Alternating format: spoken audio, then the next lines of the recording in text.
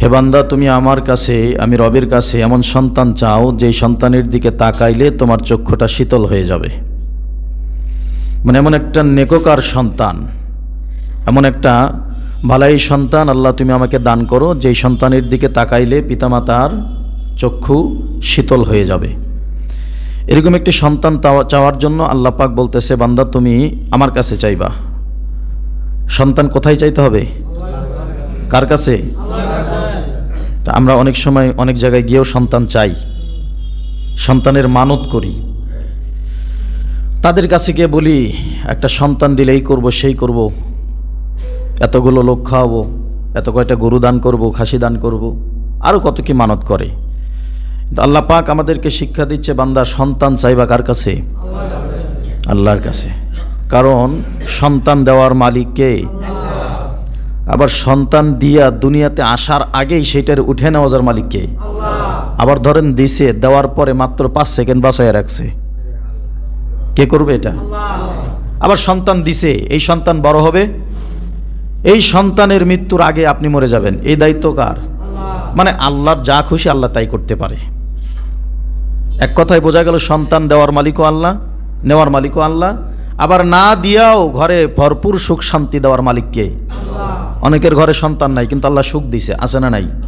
আবার অনেকের ঘরে সন্তানের অভাব নাই কিন্তু অশান্তি। সন্তান দিয়েই অশান্তি, অন্য কোনো কারণে নয়, সন্তান দিয়েই অশান্তি। এরকম ফ্যামিলিও আছে না নাই? আছে। আবার অনেকের ঘরে আল্লাহ পাক শুধু কন্যা সন্তান দান করছে, পুত্র সন্তান নাই, আছে না নাই? এটাও কার ইচ্ছা? আবার অনেকের ঘরে আল্লাহ পাক পুত্র সন্তান দিছে, একটা কন্যা সন্তান নাই দেখা ওই ব্যক্তি বলে, হাই আমার জীবনটাই তামা, জীবনটাই মাটি।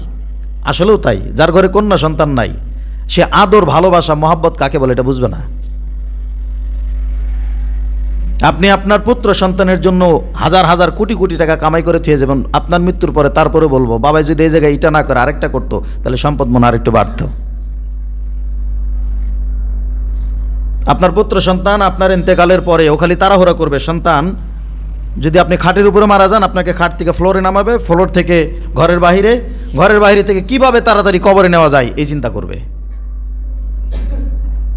আর একটা কন্যা সন্তান যদি আপনার ঘরে থাকে, আপনার মৃত্যুর খবর পাইছে, ও ওর শ্বশুর বাড়ি থেকে চিৎকার দেওয়া শুরু করবে, কাঁদতে কাঁদতে আপনার বাড়ি পর্যন্ত আসবে, আমার বাবা আজকে আমার রেখে চলে গেল। আরও ইনাই বিনাই কত কি বলবে আর কাঁদবে। যেই কান্নাটা, যে অন্তরের অন্তঃস্থল থেকে কান্নাটা, আপনার স্ত্রীও আপনার জন্য কাঁদবে না, আপনার সন্তান, পুত্র সন্তান সেও কাঁদবে না। এভাবে কাঁদবে কি? কন্যা সন্তান। এই জন্য কন্যা সন্তান ফজিলত এটা আলাদা। যাই হোক, এই পুত্র সন্তান আর কন্যা সন্তান দেওয়ার মালিক কে? আল্লাহ। সেজন্যই তো আল্লাহ পাক বলতেছে, বান্দা সন্তান আমি আল্লাহর কাছেই চাও। যাদের ঘরে সন্তান নাই আমি আল্লাহর কাছে দুহাত বাড়াও, বলো রব্বানা হাবলানা মিন আজওয়াজিনা ওয়া যুররিয়াতিনা কুররাতা আয়ুনি ওয়াজআলনা লিল মুত্তাকিনা ইমামা। আল্লাহ তুমি আমাকে এমন একটা সন্তান দাও যে সন্তানের দিকে তাকাইলে আমার অন্তরাত্মা ঠান্ডা হয়ে যাবে, চক্ষুটা শীতল হয়ে যাবে।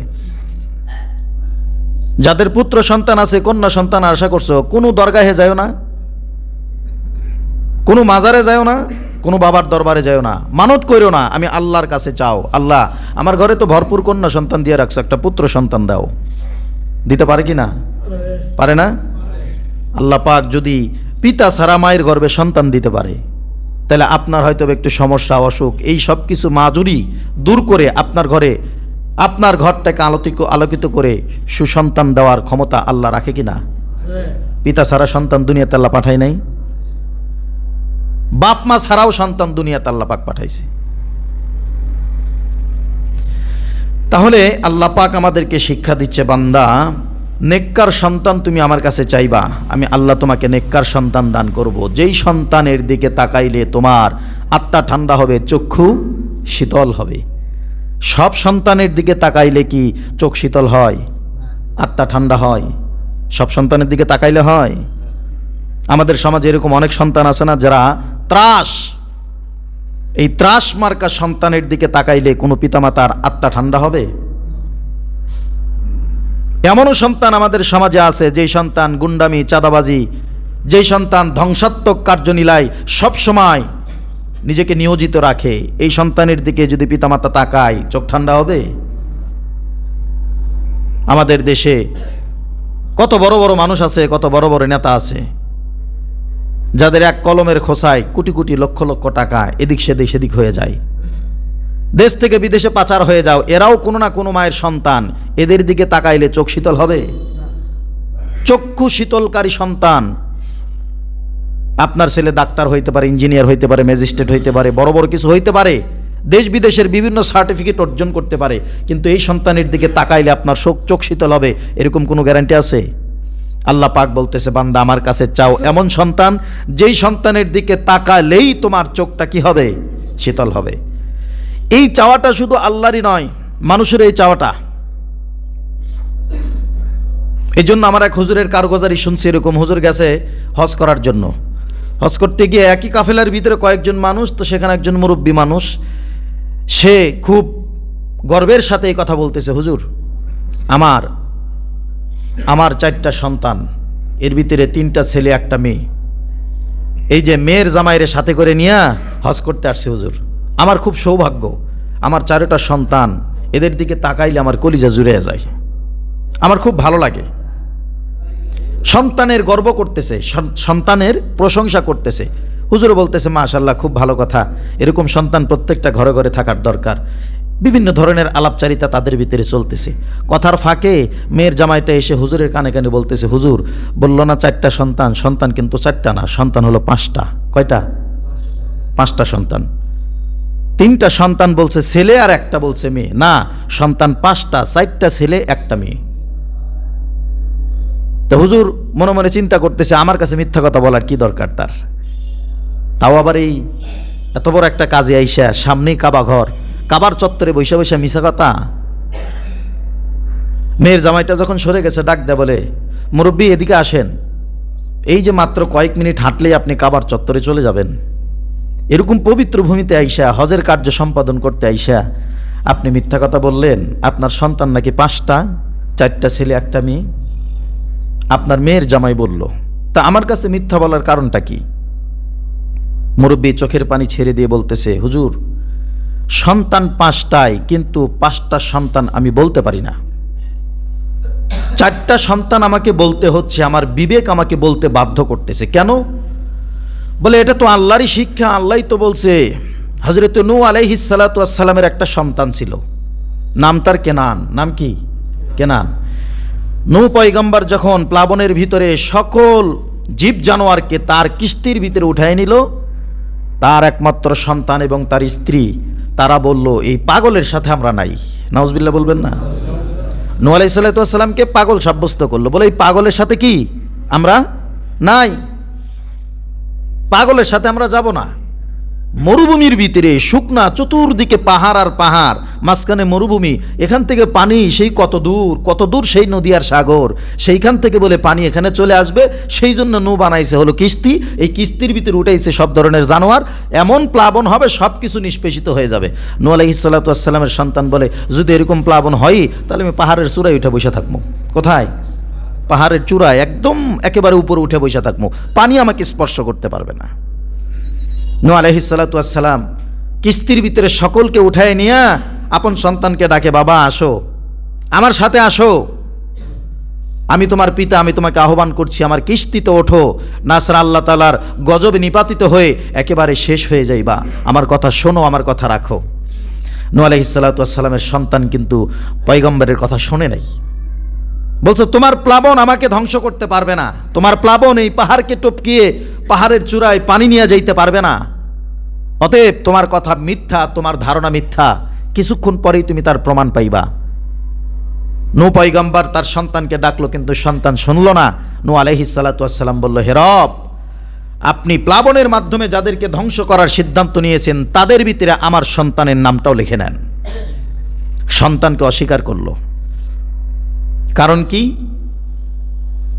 কারণ হলো সন্তান কোরআন সুন্নাহ মোতাবেক নিজের জিন্দেগি যাপন করে নাই, নবী এবং পয়গম্বরের কথা শোনে নাই, তাই বাধ্য হয়ে সন্তান, নিজের ঔরসজাত সন্তান, তাকে সে অস্বীকার করতে বাধ্য হয়েছে।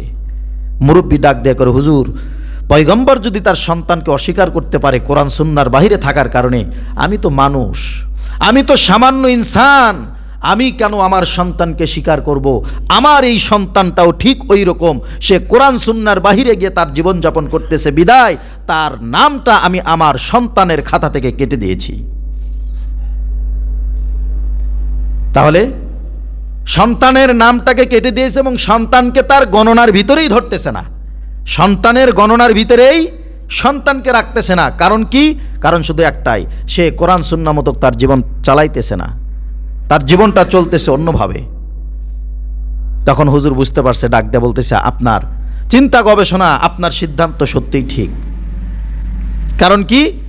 আল্লাহ পাক বলছে, এমন সন্তান তুমি রবের কাছে চাও যেই সন্তানের দিকে তাকাইলে তোমার চক্ষুটা কি হবে? শীতল হবে। এজন্যই তো বিশ্বনবী বলেছেন, ইদা মাতাল ইনসান,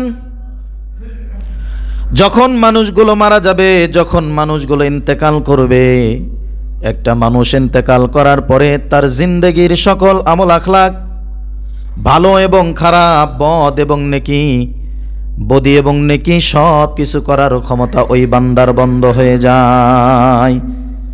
মানুষ ইন্তেকাল করার পরে কোনো আমল কি সে নতুন করে করতে পারে?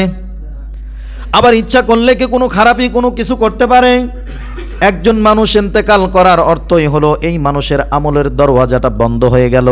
চাইলে সে আর এক ওয়াক্ত নামাজ পড়তে পারবে না, চাইলেও সে আর 5 টাকা দান করতে পারবে না, চাইলেও সে কখনো মানুষকে সালামের বিনিময়ে 90 নেকি অর্জন করতে পারবে না, চাইলে সে কোনো সৎকর্ম করে আল্লাহর দরবারে জাযায়ে খায়ের পাবে না।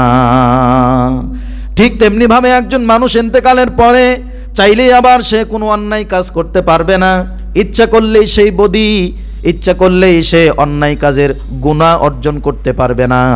আল্লাহ রসুল বলে, বান্দারা, হে আমার উম্মতেরা শোনো, ইদা মাতাল ইনসান, মানুষ যখন মারা যায় তখন তার সকল আমলগুলো বন্ধ হয়ে যায়, ইল্লা সালাস, 3টা আমল ব্যতি রেখে মানুষের সকল আমলের দরজার ভিতরে তালা লাগানো হয়।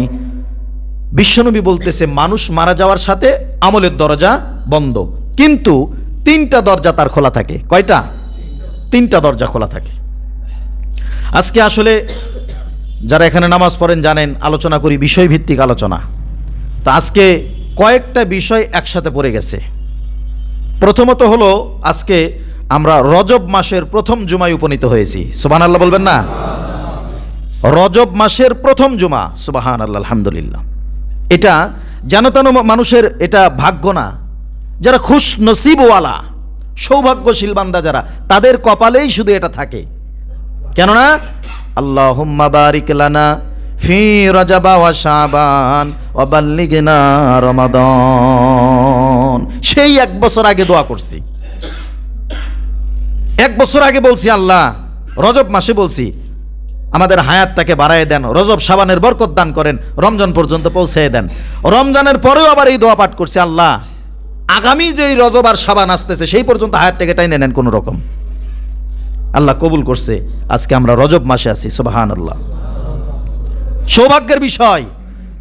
আমি আপনি তো বিভিন্ন সময় আর ক্ষণকে আমরা আমাদের মাহেন্দ্র ক্ষণ হিসাবে বিবেচিত করে থাকি, কিন্তু প্রকৃতপক্ষে ইমানদার মুমিন মুসলমান তাদের মাহেন্দ্র ক্ষণ এই রজব মাস। মাহেন্দ্র ক্ষণ, কাঙ্ক্ষিত সময় একজন মুমিনের জন্য রজব মাস। এটা একটা বিষয়, এই বিষয়ের উপর আলোচনা করার দরকার। এরপরে হলো, এই যে 2 দিন পরেই আমাদের বাংলাদেশে 31st নাইট উদযাপিত হবে, হবে কি না? এগুলো করবে কে? বারেন্ডা মোল্লাবাড়ি মসজিদের ইমাম সাহেব আর মুয়াজ্জিন সাহেব, এরা করবে, ঠিক না? এই এলাকার যত মাদ্রাসা আছে মাদ্রাসার মুহতামিম সাহেবরা করবে নাকি? কারা করবে? কারা করবে বলেন? আমার আপনার সন্তান করবে, ঠিক না? তারা কিন্তু কেউ কোনো মসজিদের ইমাম না, তারা কিন্তু কেউ কোনো মসজিদের মুয়াজ্জিন না, তারা কিন্তু কোনো মাদ্রাসার মুহতামিম না, তারা কিন্তু কোনো মাদ্রাসার শিক্ষা সচিব না। তারা কে? তারা আমার আপনার সন্তান। আমার আপনার সন্তান মানে তারা তো মুসলমান নাকি? কিন্তু আপনি তো জানেন না। এখন যদি আমি আপনাদেরকে এখানে বলি, যুব সমাজ যারা আছে তাদেরকে যদি বলি, তরুণ সমাজ যারা আছে তাদেরকে যদি বলি, ভাই তোমরা আজকের থেকে দুর্গার পূজা করবা, কে কে করবেন হাত তোলেন দেখি। আমি যদি বলি কেউ আপনাকে এখানে যে দুর্গার পূজা করবেন, আপনারা কেউ করবেন? আমি যতই মসজিদের ইমাম হই আর খতিব আর যা কিছু হই না কেন, আমি কেন? কাবার ইমাম সাহেবও যদি আইসা বলে তুমি আজকের থেকে কালী পূজা করবা, এটা কেউ করবেন? তো এরকম একটা কথা যদি আমি আপনাদের সামনে যৌক্তিক হারে দালাইলের ভিত্তিতে বলতে পারি, তাহলে আপনি কেন আমার কথাটা মানবেন না? আমার কথাকে পাশ কাটিয়ে, কোরআন সুন্নাহ ভিত্তিক কথাটাকে আপনি পাশ কাটিয়ে সেটাকে অ্যাভয়েড করে আপনি কেন আপনার খায়েশ পুরা করার চিন্তা ভাবনা করবেন? এই একটা বিষয়। 31st নাইট একটা বিষয়, রজব মাস একটা বিষয়, আবার আমি বিগত কয়েক জুমায় সিরিয়াল মাফিক আলোচনা করতেছি এলেমের উপরে, সে একটা বিষয়। কয়েকটা বিষয় একাত্রিত হয়েছে, কিন্তু আজকের সময়টা আবার একটু সংক্ষিপ্ত, সামাজিক একটা অনুষ্ঠান আছে সেই জন্য। তো যাই হোক, সব মিলিয়ে বিষয়ভিত্তিক আলোচনা করার জন্য সবসময় প্রস্তুতি নিয়ে আপনাদের সামনে আসি। আজকে কয়েকটা বিষয় একাত্রিত হওয়ার কারণে পূর্ণাঙ্গ কোনো মেসেজ আমি আপনাদেরকে দিতে পারবো না, সংক্ষিপ্ত আকারে কিছু মেসেজ দিব, ধরে রাখার চেষ্টা করবো ইনশাল্লাহ। পারবো তো নাকি? সদ ইচ্ছা আছে আমাদের ভিতরে ইনশাল্লাহ। তাহলে আসেন একটা একটা করে শেষ করি। তাহলে বিশ্বনবী বলতেছে আল্লাহ পাক 3 শ্রেণীর মানুষ যারা ইন্তেকালের পরেও তাদের কবরের ভিতরে আমলের পাল্লাটা জারি রাখবে। সুবহানাল্লাহ। মানে ও ব্যক্তি মারা গেছে, তারপরে তার আমল বন্ধ হয় নাই। আল্লাহ রসুল বলতেছে মানুষ মারা গেলে তো তার আমলের দরজাগুলো বন্ধ হয়ে যায়, কিন্তু এমন কিছু মানুষ আছে যারা ইন্তেকাল করবে কিন্তু তারপরেও তাদের আমল জারি থাকবে। সুবহানাল্লাহ, সুবহানাল্লাহ। তাদের আমল জারি থাকবে। এই 3 শ্রেণীর মানুষকে বিশ্বনবী বলেন মিন সাদাকাতিন জারিয়াতিন। 1 নম্বরে হলো মিন সাদাকাতিন জারিয়াতিন, যারা সদকায়ে জারিয়ার কাজ দুনিয়া থাকতেই করে গেছে, তাদের জীবদ্দশায় বেশি বেশি করে সদকায়ে জারিয়া করেছে। এই সদকায়ে জারিয়া কিয়ামত পর্যন্ত জারি থাকবে, আর কিয়ামত পর্যন্ত বসে বসে কবরের ভিতরে এই ব্যক্তি সওয়াব পাইতেই থাকবে। এবার আসেন সদকায়ে জারিয়া কাকে বলা হয়? সদকায়ে জারিয়া কোন কোন জিনিস, কোন কোন আমল করলে সদকায়ে জারিয়া হবে? বিশ্ব নবী আমলগুলো আমাদের ভিতরে আবার সুন্দর ভিতরে বাতলিয়ে দিয়ে গেছেন, বলে গেছেন বান্দারে ও আমার উম্মতেরা, এই আমলগুলো বেশি বেশি করলে তোমাদের জন্য সদকায়ে জারিয়া হবে। সদকায়ে জারিয়া যদি তোমার জীবদ্দশায় তুমি করতে পারো, তোমার ভাই তোমার জন্য দোয়া করবে না তোমার ইন্তেকালের পরে, তোমার সন্তান তোমার জন্য দোয়া করবে না তোমার ইন্তেকালের পরে, তোমার আত্মীয় স্বজন, তোমার পাড়া প্রতিবেশী, তোমার বন্ধু বান্ধব, তোমার দাদা দাদি, তোমার নানা নানি, তোমার শ্বশুর শাশুড়ি, তোমার ছেলে সন্তান, কেউ যদি তোমার জন্য কোনো দোয়া না করে, এই সদকায়ে জারিয়ার আমল দুনিয়াতে রাখার কারণে কিয়ামত পর্যন্ত এর সওয়াব তুমি কবরে বসেই পাইতে থাকবা। এমন আমল বিশ্বনবী আমাদেরকে শিক্ষা দেওয়ার পরেও আমরা কেন করতে পারলাম না? ব্যর্থতা কি বিশ্বনবীর নাকি আমাদের? আমাদের আমলের ব্যর্থতা, আমাদের নিজেদের ব্যর্থতা। কারণ দুনিয়ার সব কিছু বুঝলাম, কিন্তু আমার নিজের ভালোটা আমি নিজে বুঝলাম না। দুনিয়ার ভালোটা আমি বুঝলাম, বিল্ডিং বুঝলাম, ব্যবসা বুঝলাম, নিজের কল্যাণ বুঝলাম, টাকা পয়সা অর্থ সম্পদ জায়গার পর জায়গা বুঝলাম, কিন্তু আখেরাতের পাড়ি জমানোর জন্য, আখেরাতের সৌন্দর্যের জন্য, আখেরাতের চিরস্থায়ী বাসস্থানের জন্য আমি আমার সৌন্দর্যটাকে বুঝলাম না। এই জন্যই বিশ্বনবী বলেছেন মিন সাদাকাতিন জারিয়াতিন, উম্মত তুমি তোমার জীবদ্দশায় সদকা জারিয়া কিছু করে যাও, যেই সদকায়ে জারিয়া করলে কবরে শুয়ে থাকা অবস্থায় তুমি সওয়াব পাইতেই থাকবা। তোমার সন্তানের মন চাইলে কোনোদিন তোমার কবরের পাশে গিয়ে দুহাত তুলে তোমার জন্য দোয়া করতেও পারে, আবার নাও পারে। আছে না নাই? তোমার সন্তানের জন্য কোটি কোটি লক্ষ লক্ষ টাকা, বাড়ি গাড়ি, কত কিছু তুমি রাইখা যাবা সিদ্ধান্ত নিয়েছো। তোমার একটা আছে আরেকটার দরকার, আরেকটা আছে তো আরেকটার দরকার, এইভাবে বহুত কিছু রেখে যাওয়ার জন্য তোমার সন্তানের ভবিষ্যৎকে তোমার নিশ্চিত করতে হবে। এই জন্য অনেক মাল সম্পদ কামাইলা, সন্তানের জন্য রেখে দিলা। এই সম্পদ পেয়েই তোমার সন্তান তোমার মৃত্যুর পরে তোমাকে ভুলে গেল, আর তোমার কথা সন্তানের মনে পড়ে না। এখন এই সন্তান বছরে একবার অথবা 6 মাসে একবার অথবা 3 মাসে একবার অথবা শুক্রবারে একবার তোমার কবরে গেলে যেতেও পারে, আবার নাও পারে, কোনো গ্যারান্টি নেই। কিন্তু বিশ্বনবী বলে বান্দারে ও আমার উম্মত শোনো, এমন সদকায়ে জারিয়ার আমল তুমি দুনিয়াতে জীবিত করে যাও, এমন সদকায়ে জারিয়ার কাজ তুমি দুনিয়ায় থাকতেই করে যাও, যে আমলটা তুমি মারা যাবার পরে তোমার সন্তান তোমার কবরের পাশে না গেলেও কোনো সমস্যা নাই, তোমার সন্তান তোমার জন্য দান সদকা না করলেও কোনো সমস্যা নাই, কিন্তু কিয়ামত পর্যন্ত কবরে বসে বসে এটার সওয়াব তুমি পাইতেই থাকবা। সদকায়ে জারিয়া কি কি আমরা অনেকেই জানি। মসজিদ, এটা কি 3 দিন পরে ভেঙে ফেলা হবে? এখান থেকে উধাও হয়ে যাবে? মসজিদ যারা করেছেন, মসজিদে যারা অর্থ দিয়েছেন, শ্রম দিয়েছেন, টাকা পয়সা দিয়েছেন, বুদ্ধি দিয়ে, পরামর্শ দিয়ে সহযোগিতা করেছেন, তারা সদকায়ে জারিয়ার কাজ করেছেন। সুবহানাল্লাহ। একটা দ্বীনি প্রতিষ্ঠান করেছেন, আপনি ইংলিশ মিডিয়াম বানাবেন, আপনি বাংলাদেশের সর্বশ্রেষ্ঠ একটা শিক্ষা প্রতিষ্ঠান বানান, সমস্যা নাই, কিন্তু একটা দ্বীনি প্রতিষ্ঠান আপনি করে যান। দ্বীনি প্রতিষ্ঠান করার মাধ্যমে এখান থেকে মানুষ দ্বীন শিখবে, কোরআন সুন্নাহ শিখবে। যতদিন পর্যন্ত এই প্রতিষ্ঠান থাকবে আর এখান থেকে ছাত্র বের হবে, ততদিন পর্যন্ত আপনি সব পেতেই থাকবেন। আর একজন আলেম বের হওয়া মানে কি আলেম তো ঘরে বসে থাকে না, এই আলেম আরও 10 জন মানুষকে আলেম বানানোর জন্য শিক্ষকতা করে কি না? ওই যে 10 জন আলেম হলো, সেইটার পার্সেন্টেজ আপনি কবরে বসে পাবেন। ওই 10 জন আলেম বের হয়ে আরও 10 জন বের করবে, ওই 10 জন বের আরও 100 জন, আরও 1000 জন, লক্ষ লক্ষ মানুষ আপনার উসিলায় কিয়ামত পর্যন্ত ইলমে দ্বীন শিক্ষা করবে, আর কবরে বসে বসে আপনি আর সব পাইতেই থাকবেন। এটার নাম কি? সদকায়ে জারিয়া। রাস্তার ভিতরে, আহারে কোন জামানায় আসলাম, মানুষকে পানি খাইতে দেয় না। কি খাইতে দেয় না? পানি।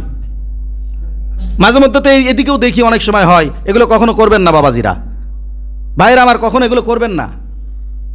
এক বাড়িতে মটর নষ্ট হয়েছে, কারেন্ট নাই, পানি নাই, তো আপনার বাড়িতে পানি আনতে গেছে, 1 বালতি পানি দেওয়ার পরে আপনি তার উপরে একবার লাড্ডুর মতো চোখ করে আসেন, পানি নিবি কে? আপনি কার রেজেক খেতে আপনি বাধা দিচ্ছেন তাকে? এ রেজেক কি আপনার? আল্লাহ পাক সুপেয় পানির জন্য কত সুন্দর ব্যবস্থা আমাদের জন্য করছে। আপনি একজন বান্দা হয়ে আরেকটা আল্লাহর বান্দাকে আল্লাহ রিজিক ভক্ষণ করতে বাধা দিচ্ছেন, মাত্র পানি। অথচ বিশ্বনবী বলেছে, কোনো ব্যক্তি যদি মানুষ চলাচলের রাস্তায় একটু পানির ব্যবস্থা করে, এটা সদকায়ে জারিয়া, কিয়ামত পর্যন্ত সব পাবে। আপনি রাস্তাঘাটের ভিতরে একটা নলকূপ গাড়লেন, রাস্তাঘাটের ভিতরে একটা গাছ লাগালেন, গাছ কি লাগাইছেন? একটা গাছ, একটা বৃক্ষরোপণ করলেন আপনি।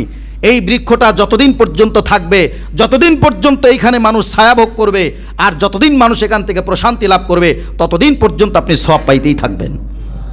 এগুলো জনকল্যাণমূলক কাজ, ভালো কাজ, মানুষকে সহযোগিতা করার মতো কাজ আপনি করলে এটার সওয়াব কিয়ামত পর্যন্ত পাবেন।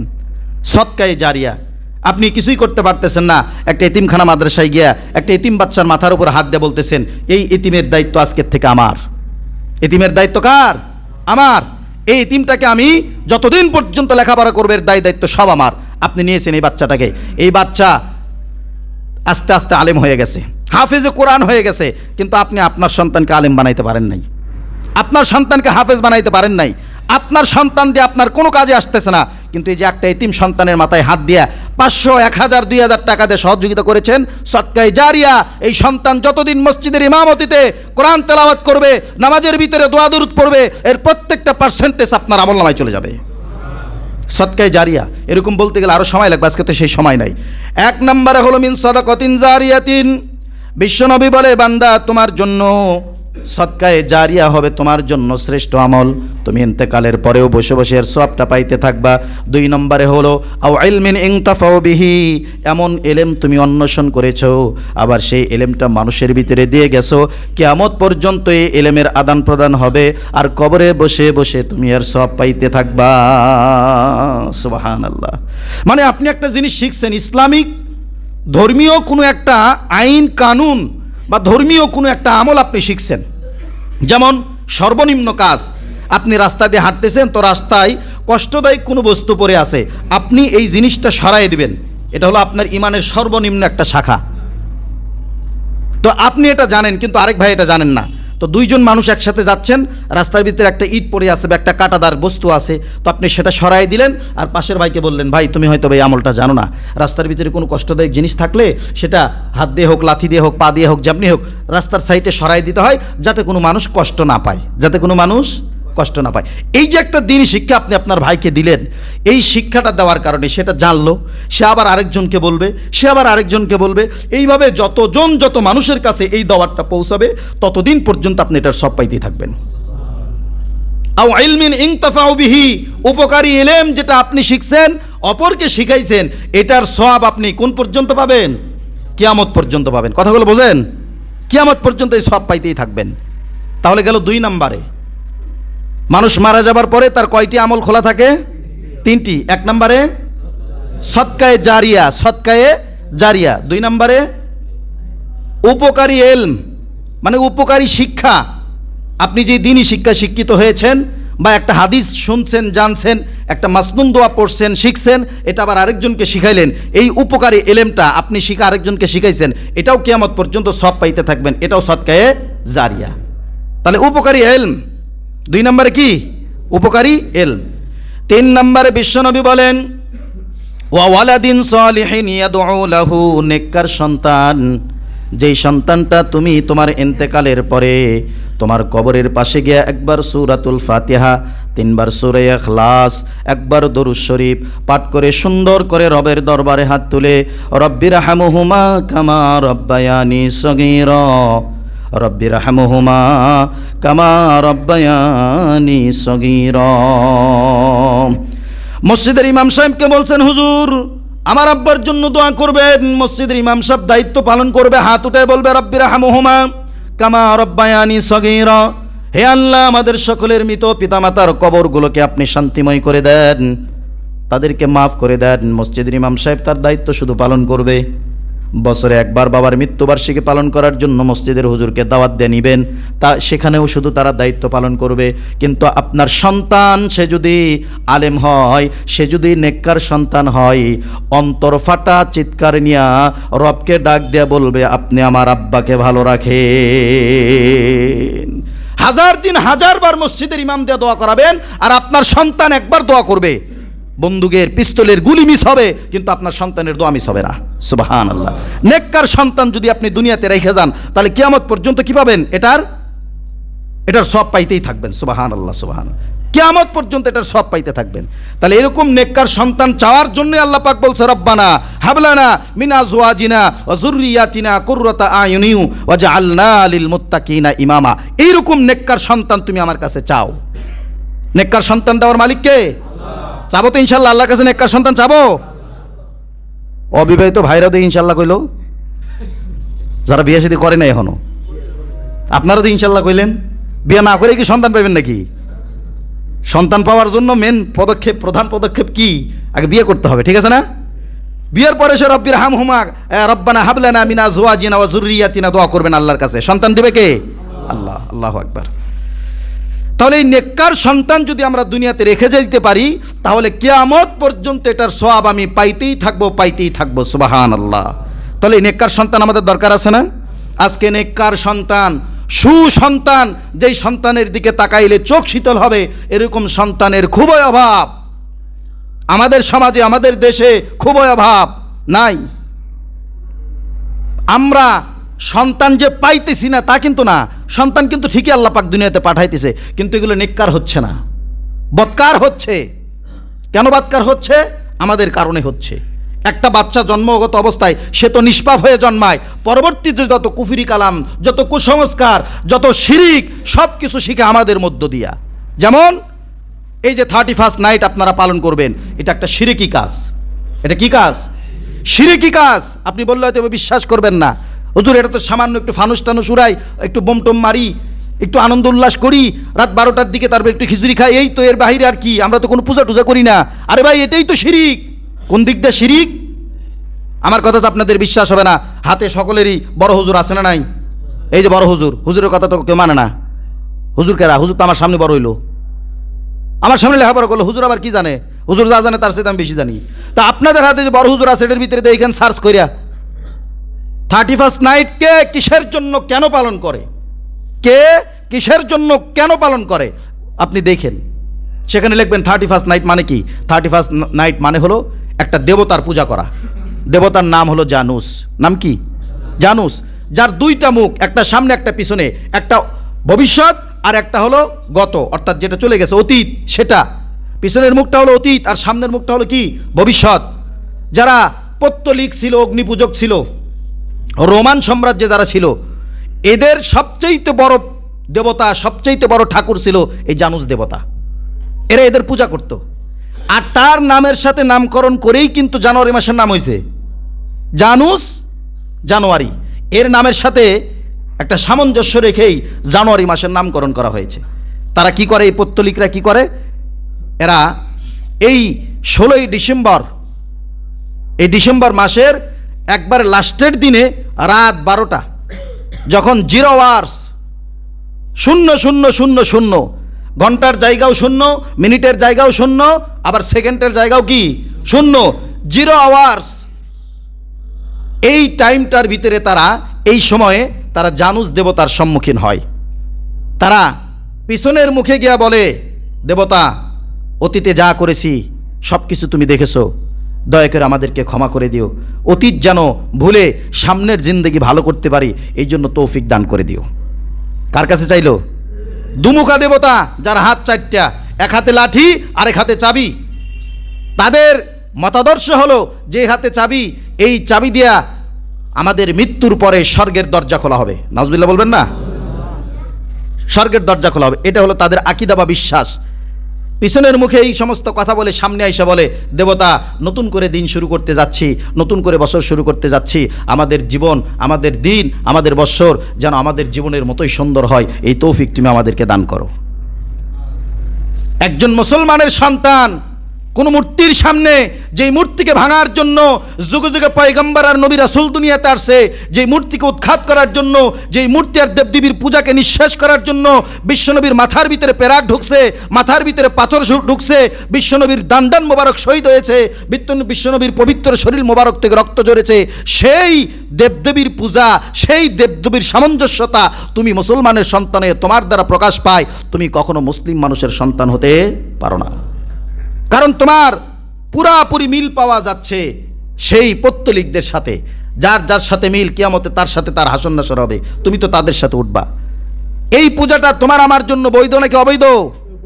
শুধু অবৈধ যে তাই নয়, এটা হলো শিরিক। এটা কি? টাটকা শিরিক, একেবারে নগদ শিরিক। মুসলমানদের সন্তানের কাছে উদারতা আহ্বান রাখবো, সময় সংক্ষিপ্ত, বিস্তারিত কথা বলার সময় নাই। তোমাদের কাছে উদারতা আহ্বান থাকবে, তোমরা 31শে ডিসেম্বর 31st নাইট পালন করবা না। রাত 12টা 1 মিনিটে রবের দরবারে তোমরা হাজিরা দিবা, তাহাজ্জুদ গুজার হয়ে রবকে ডাক দে বলবা, রব্বুল আলামিন, 365টা দিন আমি অতিবাহিত করলাম। এই 365 দিন শুধু অতিবাহিত করেছি তাই নয়, আমার হায়াত নামক জিন্দেগি থেকে, হায়াত নামক বিল্ডিং থেকে 365টা ইট খুলে পড়ে গেছে। আমি সামনে 365 দিন কম বাঁচবো। কথা ঠিক না বেঠিক? আমার হায়াত একটা সংক্ষিপ্ত জীবন না, আমার হায়াত একটা লিমিটেড, এটা সংক্ষিপ্ত আকারে আল্লাহ পাক দিয়ে দিয়েছে। আমি কতদিন দুনিয়াতে থাকবো? এই যে এতদিন থেকে আমার 365 দিন চলে গেল, আল্লাহ আমি তো কিছুই করতে পারি নাই, আমি তো তোমাকে সন্তুষ্ট করতে পারি নাই, আমার নবীরটাকে সাড়া দিতে পারি নাই, আমি তো কিছুই করতে পারলাম না। আল্লাহ, তোমার দয়া ছাড়া আমার আর কোনো উপায় নাই। তুমি 12টা 1 মিনিটে রবের দরবারে হাজিরে দিবা, কোনো ফানুস উড়াবা না, কোনো পটকা বাজাবা না, কোনো ডিজে গানের আয়োজন করবা না। মনে রাখবা যুবক, মনে রাখবা তরুণ, যেই ডিজে গানের পার্টি করে তুমি মাটিকে কাঁপায় তুলতেছ, এই মাটি তোমাকে প্রত্যেক দিন 3 বার করে আহ্বান করছে, হে আদম সন্তান, তুমি আমার ভিতরে আসো। আমি কিন্তু তোমার ঘরের মতো থাকার জায়গা নয়, আমি পোকামাকড়ের জায়গা। আমি কিন্তু তোমার ঘরের মতো আরামদায়ক জায়গা নয়, আমি অন্ধকারচ্ছন্ন একটা ঘর। আমি কিন্তু তোমার ঘরের মতো এত আলোকিত জায়গা নয়, আমি কিন্তু অন্ধকারের একটা কুঠির। অতএব আমার কাছে আসার আগে সাবধান, সাবধান। মাটি আর কবর আমাদেরকে দিনে 3 বার করে ডাকতেছে। আজকে তুমি ডিজে গানের তালে মাটিকে কাঁপায় চলো, এই মাটির ভিতরে যে দেখো মাটি তোমাকে কাঁপায় ছাড়বে। এই জন্য ভাই সাবধান। যুবকরা আগে ছিল সেই শহর অঞ্চলে, এখন মফস্বলে চলে আসছে। গ্রামের মানুষরাও এই 31শে ডিসেম্বর 31st নাইট পালন করে। আশ্চর্য। আমরা কি আমাদের সন্তানকে বাধা দিব না ইনশাল্লাহ? নাকি ওই ডিজে পার্টি করার জন্য টাকার ব্যবস্থা করে দিব? ইমান থাকবে না, আপনার ইমান থাকবে না। খুব সাবধান। তাই দয়া করে আমাদের সমাজে যাই যদ্দূর ঢুকছে, এই অশুভ শক্তিগুলোকে ঝাড়ু দিয়া বিতাড়িত করতে হবে। কি দিয়া? ঝাড়ু দিয়া। আগে দেখতাম গ্রাম অঞ্চলে ওই যে কাউকে যদি সাপে কাটতো, কি করতো? সাপে কাটতো। সাপে কাটা মানুষকে ওই ওঝা দিয়ে ঝাড়ানোর জন্য ওঝা নিয়ে আসা হইতো। তখন ওই সাপে কাটা মানুষকে এই মরিচ খাওয়ানো হতো। কি খাওয়ানো হতো? টেস্ট করার জন্য মরিচ খাওয়ানো হতো। তো যাকে সাপে কাটতো, বিষাক্ত সাপে, মরিচ খাওয়ার পরে কইতো, কই কোনো তো ঝাল লাগে না। কি লাগে না? ঝাল লাগে না। তেতই খাওয়ানো হইতো। তেতই খাইলে বলতো, কই শুকা লাগে না। কই আশ্চর্য, মরিচ খাইলে ঝাল লাগবে এটাই তো স্বাভাবিক, তেতই খাইলে তিতা লাগবে বা টক লাগবে এটাই স্বাভাবিক, ঠিক আছে না? কিন্তু এগুলো খাইয়া বলতো কি, তেঁতুল তিতা নয়, মরিচ ঝাল নয়। তখন বোঝা যাইতো হ্যাঁ এইটারে সাপে কাটছে। তখন তার সাপের বিষটাকে তার ভিতর থেকে ঝেড়ে পুষে পরিষ্কার করে রুগীটাকে সুস্থ করার জন্য ওঝা বিভিন্ন কিছুর ব্যবস্থা করে। কখনো রশি দিয়া বাঁধে, কখনো আবার বিষটাই না তোলে, কখনো আবার হেকিমে ওষুধ খাওয়ায়, কখনো আবার কবিরাজে ওষুধ খাওয়ায়, বিভিন্ন টেকনিক ফেকনিক কইরা তারপরে রুগীরে বাঁচায়। এখন যারা এই সমস্ত কথা বলে, হুজুরদের কথার কি দাম আছে, হুজুররা তো কথা কয় নিজের ভিতর থেকে, হুজুররা তো কথা কয় তাদের সুবিধাবাদী হইয়া। এখন আমি তাদেরকে বলতে চাই, তোমাদের ভিতরেও ঠিক ওই সাপের বিষ প্রয়োগ করা হয়েছে, তাই তোমরা ইমানের গন্ধ পাচ্ছ না, তাই তোমরা মুসলমানদের সৌন্দর্য বুঝতেছ না। ওই ঠিক ওঝার মতো এই তেঁতুল খাইলে আর ঝাল খাইলে যেমন ঝাল লাগতেছে না, তেঁতুল খাইলে যেমন টক লাগতেছে না, তোমার ভিতরে কুফরি আর শিরকের বিষ প্রয়োগ করছে। এই কুফরি আর শিরকের বিষ তোমার ভিতর থেকে ঝেড়ে পুষে পরিষ্কার করার জন্য তোমার রশি দিয়ে বাঁধতে হবে, তোমার বিভিন্ন কবিরাজে ঔষধ খাওয়াইতে হবে, তোমার 3 দিনের চিল্লাই পাঠাইতে হবে, 40 দিনের চিল্লাই পাঠাইতে হবে, টাকা থাকলে হজে পাঠাইতে হবে, আর যদি না থাকে মসজিদের ইমামের সামনে তোমাকে বসাইতে হবে। তাহলে তোমার ভিতর থেকে কুফরি আর শিরকের বিষ চলে যাবে, তুমি প্রকৃত ইসলামের সৌন্দর্য অনুভব করতে পারবা। কথা ঠিক কিনা প্রিয় ভাইরা আমার? তাই এর কথা লম্বা করতে চাই না, কথা সংক্ষিপ্ত। রজব মাস আসছে, আমরা দোয়া করব আল্লাহুম্মা বারিক লানা ফি রজব ওয়া শাবান ওয়া বাল্লিগনা রমাদান। আর 31st নাইট আমাদের জন্য না, 31st নাইট আমাদের জন্য না, কমপ্লিট কথা, সোজা কথা। আমল করবো তো ইনশাআল্লাহ। আল্লাহ পাক আমাদের প্রত্যেককেই পরিপূর্ণ বোঝার এবং আমল করার তৌফিক দান করুক। সকলে বলে আমিন। ওয়া আখিরি দাওয়ানা আনিল হামদুলিল্লাহি রাব্বিল আলামিন ওয়া মা আলাইনা ইল্লাল বালাগ।